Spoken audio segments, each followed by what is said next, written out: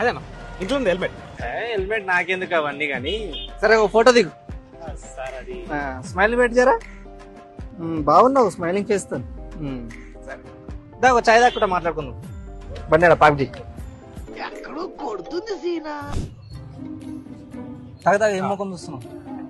అదే మొన్న ఏమైంది తెలుసా, నేను ఈయనే పనిచేస్తుంటా కదా, మా పెద్దమ్మ కొడుకు ఇట్లనే హెల్మెట్ లేకుండా వచ్చి మంది జారి కింద ఆల్రెడీ యాక్సిడెంట్ అయింది, నెత్తి పలిగింది, చచ్చిపోయాడు అనుకుంటున్నావుగా. చచ్చిపోలే, 25-30 లక్షలు అయినాయి బిల్. ఆడు చస్తేనైనా బాగుంటుండేనేమో. బానే ఉన్నాడా? బానే ఉన్నాడు కానీ పైసలు ఇంకో 40-50 లక్షలు అవుతాయి అంటావు. మీరు బలిసిన వాళ్ళేగా, మీరు పెట్టుకోకుండా ఏం కాదులే. హెల్మెట్ లేకుంటే మస్తు మంది చచ్చిపోతున్నారు అని వింటున్నా నేను. చెప్తున్నా జస్ట్ అంతే. లేదు సార్ కొంటావు నువ్వు, అట్లనే అంటారు నాకు. మస్తు మంది చెప్తారు నాకు అట్లా.